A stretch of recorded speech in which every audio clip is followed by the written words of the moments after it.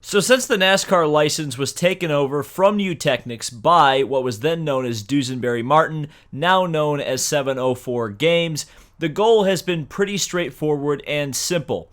They've pretty much always talked about wanting to create the spiritual successor, a spiritual sequel to Dirt to Daytona, which was not only mine, but many people's childhood NASCAR game, and a game that is still beloved and played by YouTubers and gamers today. It was just that good.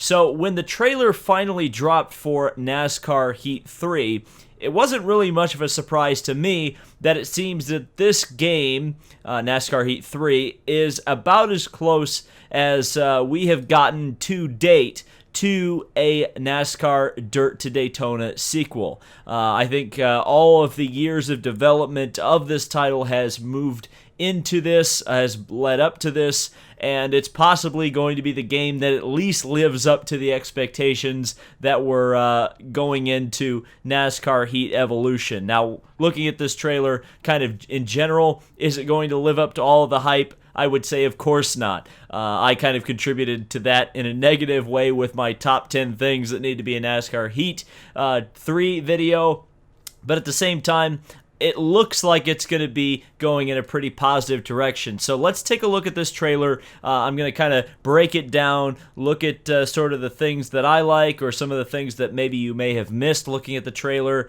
and kind of give my general thoughts and impressions heading into the release of NASCAR Heat 3. So the trailer starts out with Ray Evernham, and he has been associated with several NASCAR games in the past.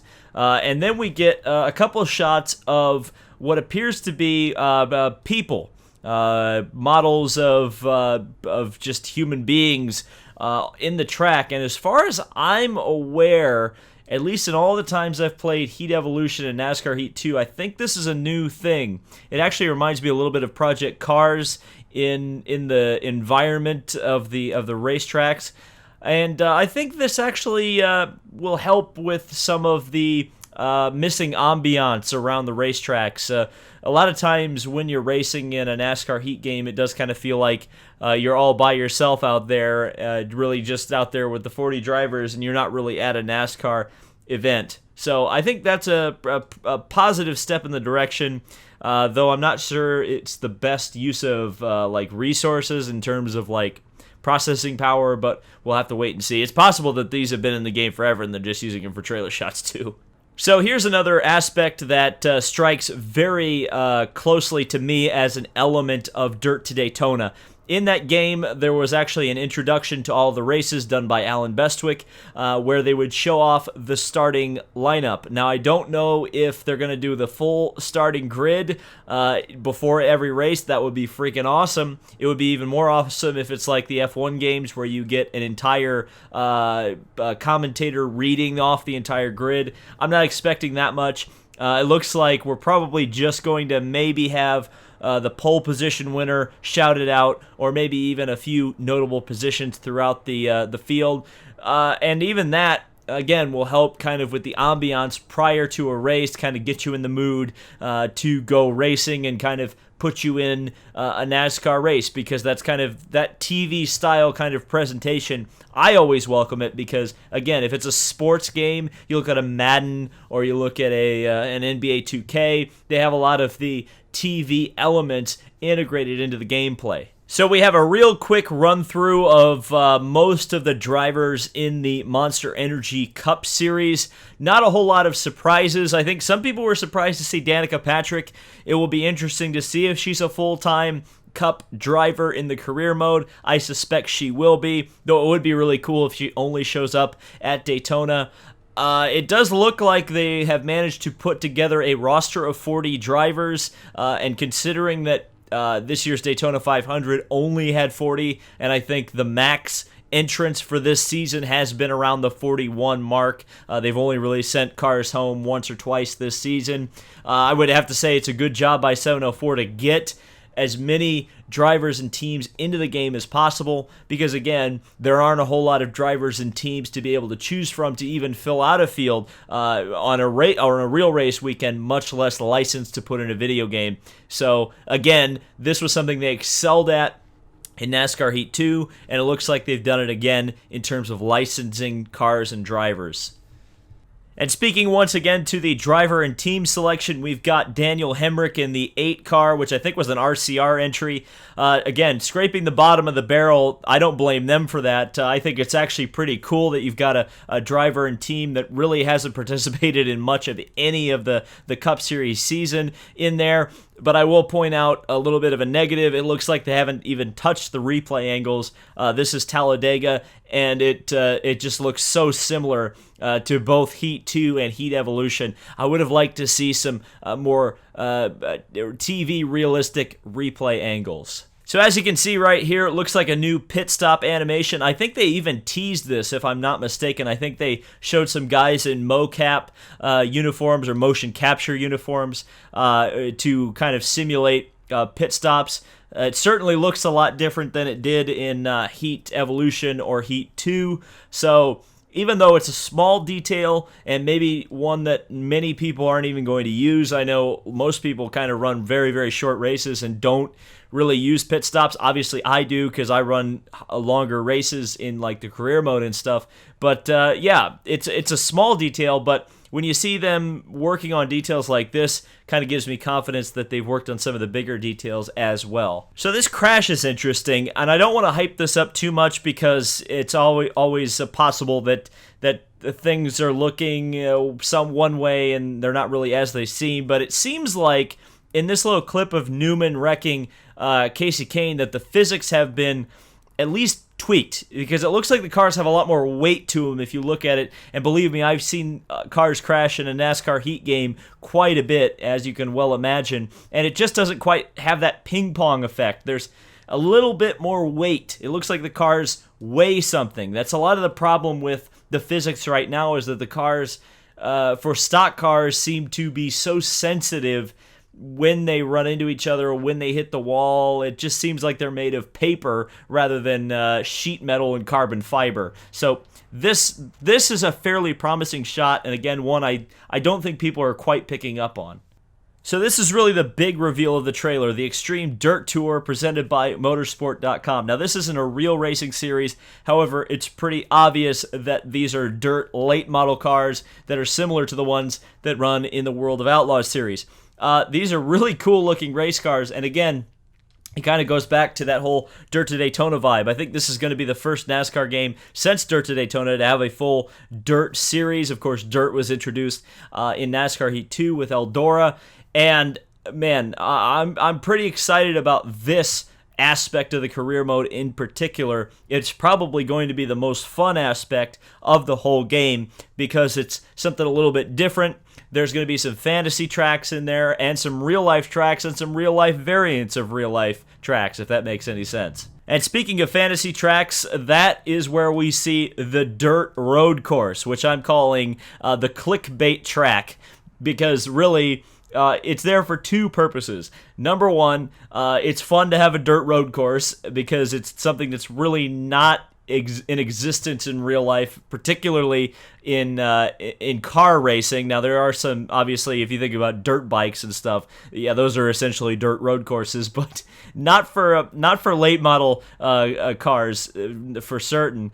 But and number two, it's kind of like the clickbait YouTuber thing. Obviously, I think all of the YouTubers, and myself included, are going to be, whoa, check out dirt road course racing, guys.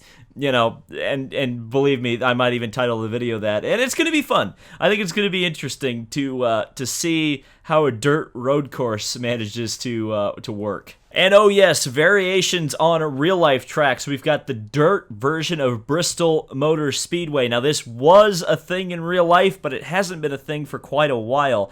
This should be fairly interesting, especially with how high banked Bristol is. That will probably lead to a lot of crazy racing in the dirt modifieds. Okay, so here's another real big aspect of this trailer, a big reveal, is kind of parts of the expanded career mode. As you can see, this is the Extreme Dirt Racing facility where we've already got 4 cars in the bay. It looks like a total of 6 cars that you can have in your shop at once. Remember how we were all complaining about NASCAR Heat 2 not being able to use the money? Looks like we're going to be able to use the money because not only looks like are able to buy cars for your stable. You're also able to employ people to work on those cars. So it's kind of the role-playing game elements, the RPG elements that people remember Dirt to Daytona so fondly for, looks like they're absolutely being included in this. Now, I'm hoping I'm a little bit worried, I should say, that it might be a bit linear like it was in NASCAR Heat Evolution. There was a lot more career customization in that game than there was in NASCAR Heat 2, but it was a very linear progression system. I hope that this is one where the choices that you make really can affect you one way or the other, rather than just say, okay, we need to hire the next best guy, the next best guy, the next best guy. I'd rather have a choice of 3 or 4 different people with different skill sets, and each of those different skill sets maybe helps performance in one aspect or the other, and you kind of have to pick and choose based on how much money you made. I'm hoping that's the way this is set up, but we'll just have to wait and see. And again, here we go. Department upgrades, kind of similar again to Heat Evolution and Dirt to Daytona. It looks much closer to Dirt to Daytona in terms of that, but then again, it looks like we've got leveling systems on here. That's going to be interesting. Again, I'm concerned about linearity. That's my main concern here, because that may make the career mode a bit boring.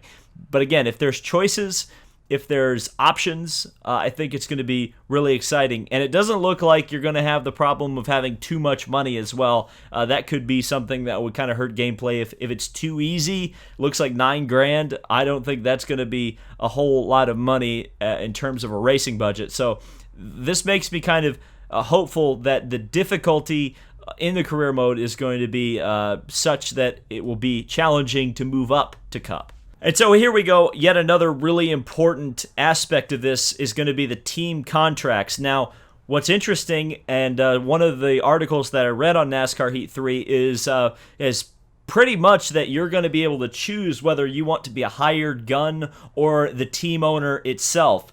And this is fairly interesting because with the team owner aspects, and again, I'm talking, hoping the linearity isn't there, and that seems to suggest the choice that you can be a driver or an owner means that, there's less linearity. And as you can see, you can choose, several teams to go and race with. As you can see, there's an end-of-season contract to either move up to another team, or this probably is the beginning of the career mode, especially because it's the Extreme Dirt Tour. I think this, again, don't want to get too hyped up about it, but seeing stuff like this makes me pretty positive for how the career mode as a whole is going to go. And we get to see the career mode hub for the first time. Again, major Dirt to Daytona vibes. You can see the race shop in the background with all your cars there ready to go out and race. It looks like there's 14 races in the Extreme Dirt Tour. I would wonder if how many tracks there are for the Dirt Tour. I would guess there are probably 7, and they double up some of the races. But if there's 14 dirt tracks, that would be pretty freaking awesome. And as you can see, you can make facility upgrades. There's the reputation thing, which I would assume is an evolution of the rivals system. Then you've got the teams. I'm guessing that's talking championship and possibly contract offers and whatnot, and also the season status, where probably you are in terms of the season. Also, dirt track at Charlotte is confirmed. That's, I believe, a pretty nice little dirt track, so that'll be fun. And then you've still got the money and the fans that has been there, I think, since the beginning, or the beginning of this reboot of the series in Heat Evolution. So the trailer ends with a few more shots of dirt, and then we've got a few things that are talking about the upgrades to the game. Obviously, the improved AI kind of stands out to me in terms of the very quick laundry list of things that they're excited about. Obviously, they're advertising a few things that were in the last game, like split screen and 40-car multiplayer. And then if you're interested there with the pre-order bonus, I believe there is Austin Dillon's Daytona 500 winner. And also you've got a $50 NASCAR ticket inside. And it looks like they've actually managed to increase the reach of that. You can use that ticket at not only SMI tracks, but at the Indianapolis Motor Speedway and Dover. And I would certainly suggest if you've got that ticket and you can get to Dover, go to Dover, because it's a pretty cool racetrack. But That was the NASCAR Heat 3 trailer, a quick overview of everything in it and kind of my thoughts on it. Again, can't get too hyped about it because I find that when you get hyped about these things, a lot of times you get disappointed. But outside of that, it looks like it's going to be another good improvement. Is it going to be the perfect game? Is it even going to be on the level of Dirt to Daytona? Of course not. I would be happy if it's just, again, improving on all the things of NASCAR Heat 2. Really, that's what it needs to do. We've been told several times, and even Ed Martin, the president of 704 Games, has been getting on Twitter and talking about how you can't have too high of expectations. We're a small studio, blah, blah, blah, blah, blah. But again, looking at it, I think they're in good shape, and I think it's going to be an all right game. So, yeah, stay tuned for more coverage of NASCAR Heat 3 on this channel. And when it comes out, we're going to be doing streams and all sorts of stuff about this game. So thank you guys so much for watching. This has been David Land on YouTube, and we'll see you in the next video.